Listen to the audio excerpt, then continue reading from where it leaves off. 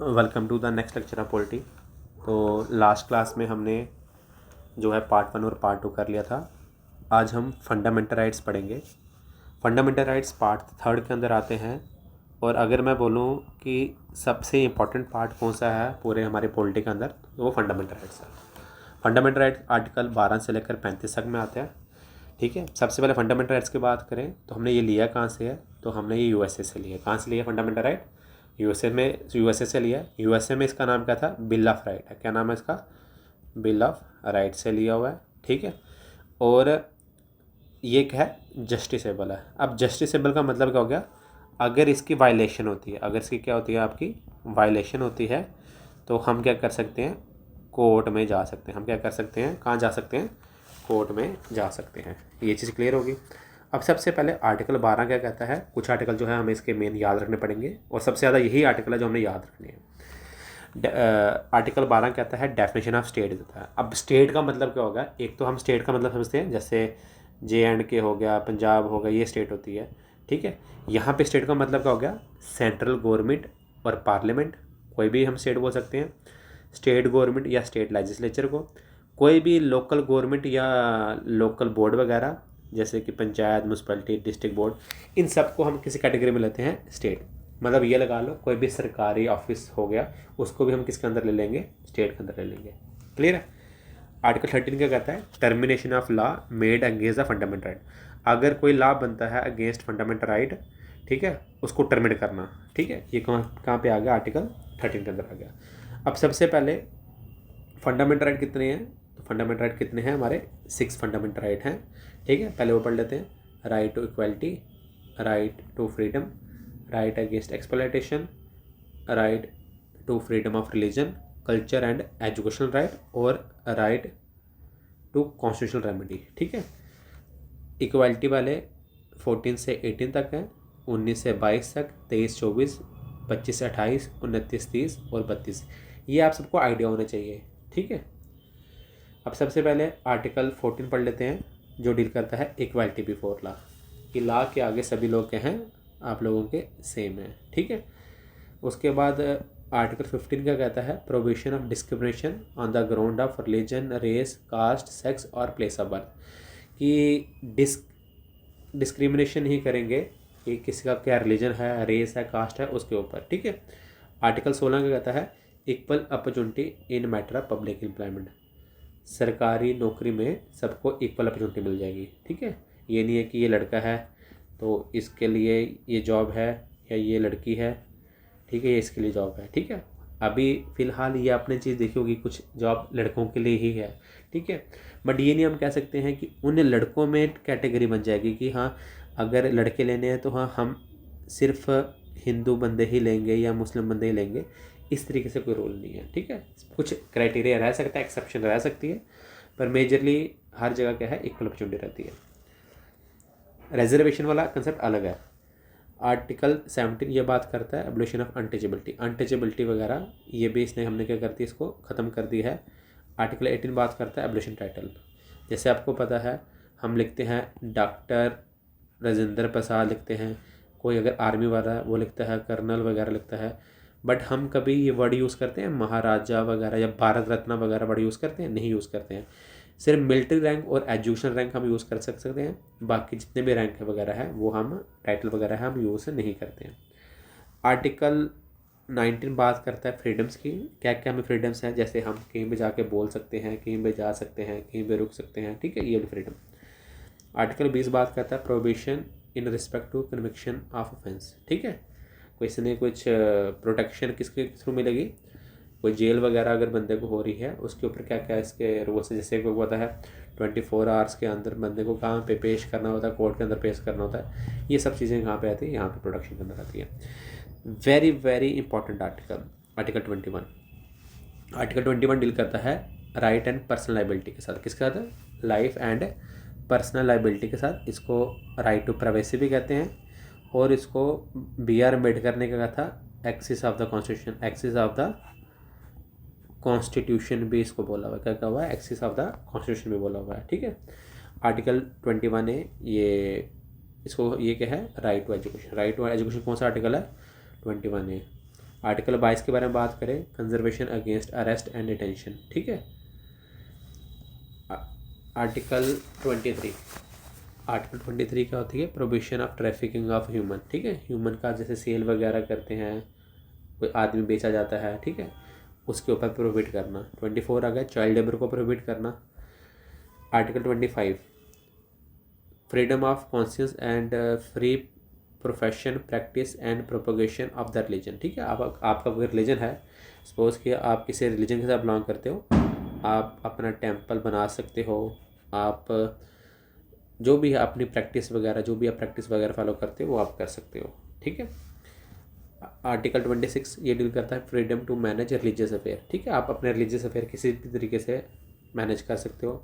Article 27 deal करता है freedom as to payment of taxes for the promotion of any religious particular religion, ठीक है। आपने बड़ी बार सुना होगा, मंदिर हो गया, गुरुद्वारा हो गया, मस्जिद होगी, यहाँ पे क्या आपको बिजली का टैक्स देना पड़ता है? नहीं देना पड़ता ना। ये वही बेसिकली बता रहा है फ्रीडम में। आर्टिकल 28 ये कहता है रिलीजियस इंस्टीट्यूट या रिलीजियस वर्शिप के लिए सर्टेन एजुकेशनल इंस्टीट्यूट बना सकते हैं, ठीक है, जैसे आपको पता है कॉन्वेंट वगैरह स्कूल बनता है। आर्टिकल 29 डील करता है मिनॉरिटी के राइट के ऊपर, ठीक है, मिनॉरिटीज जो जिनकी जनसंख्या कम है उनके क्या क्या राइट्स हैं। आर्टिकल 30 बात करता है they can open minority education school, ठीक है। यही मैंने एग्जांपल आपको दी थी, जैसे कि आपने देखा होगा कॉन्वेंट स्कूल हो गए, मुस्लिम के मदरसे हो गए, ठीक है। ये चीज़ें आर्टिकल 30 के अंदर आती है। आर्टिकल 31 ये था right to property related, but ये राइट टू प्रॉपर्टी क्या हो गया था, हमने डिलीट कर दिया था। क्या कर दिया था? डिलीट कर दिया था। कब डिलीट किया था? 44th कॉन्स्टिट्यूशनल अमेंडमेंट एक्ट 1978, काफ़ी इंपॉर्टेंट है। अब ये क्या है, एक लीगल राइट है अंडर आर्टिकल 300A, ठीक है।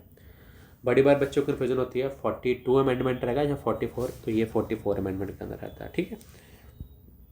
अब अगला इंपॉर्टेंट कौन सा आ गया आपका आर्टिकल, अगला आर्टिकल इंपॉर्टेंट कौन सा आ गया आपका, अगला आपका आर्टिकल आएगा आर्टिकल 32। इसको मैं क्या कहता हूँ, heart and soul of Indian constitution भी कहते हैं। क्या कहते हैं इसको? Heart and soul of Indian constitution कहते हैं। अगर in case of violation of your fundamental right, अगर वायलेट कोई फंडामेंटल राइट होता है तो आप डायरेक्टली सुप्रीम कोर्ट में जा सकते हो, और सुप्रीम कोर्ट क्या करेगी, कुछ रिट का मतलब कुछ ऑर्डर इशू करेगी for the maintenance of your fundamental right, ठीक है।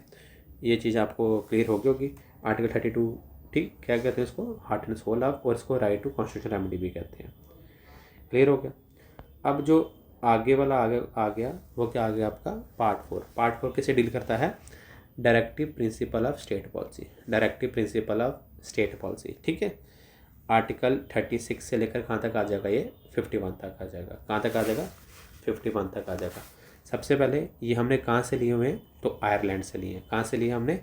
आयरलैंड से लिए हैं। DPSP कहाँ से लिए हमने? आयरलैंड से लिए हुए हैं, ठीक है।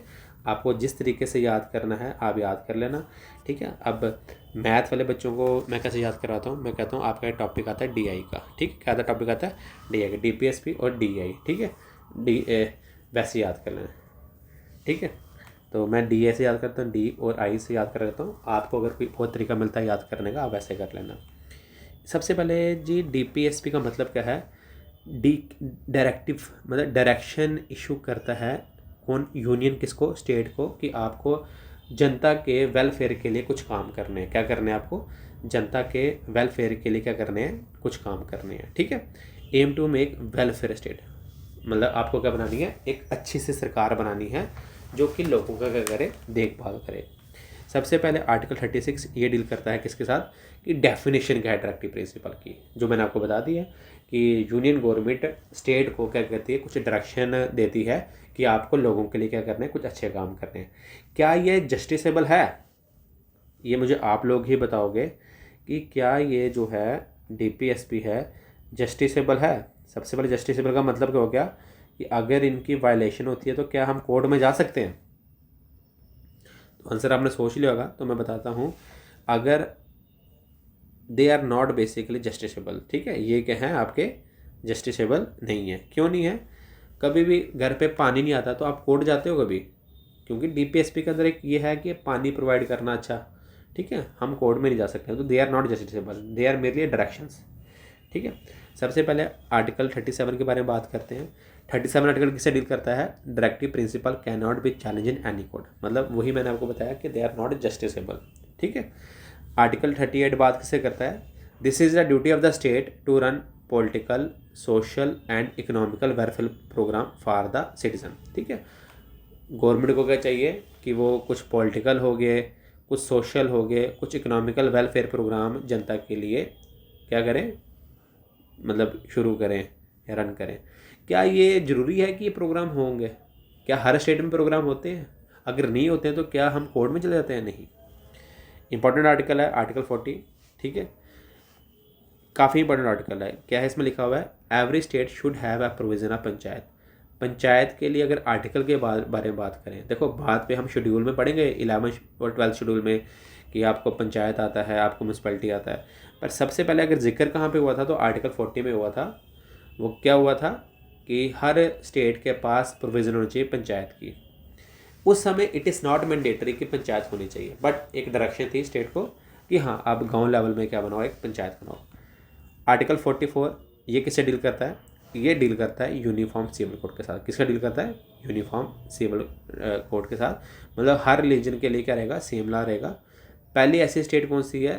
तो गोवा है।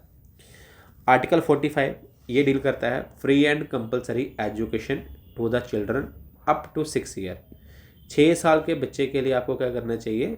फ्री और कंपलसरी एजुकेशन देनी चाहिए, स्टेट गवर्नमेंट को बोला हुआ है, but it is also not mandatory. Article 46 educational और इकोनॉमिकल डेवलपमेंट होनी चाहिए किसकी? शेड्यूल कास्ट और शेड्यूल ट्राइब वालों की। आर्टिकल 47 ये बात करता है to maintain public health a state can ban any food or liquor. ठीक है, लिक्विड प्रोडक्ट, जैसे आपके लिक्कर बिहार, मतलब बिहार में और गुजरात में क्या है, शराब वगैरह बैन है, तो अंडर आर्टिकल 47 ये जो है बैन वगैरह कर सकते हैं। आर्टिकल 48 डील करता है डेवलपमेंट ऑफ एग्रीकल्चर और एनिमल हस्बेंड्री, काफ़ी बड़ा टॉपिक है आर्टिकल ये। 48 ए बात करता है प्रोटेक्शन ऑफ इन्वायरमेंट और वाइल्ड लाइफ।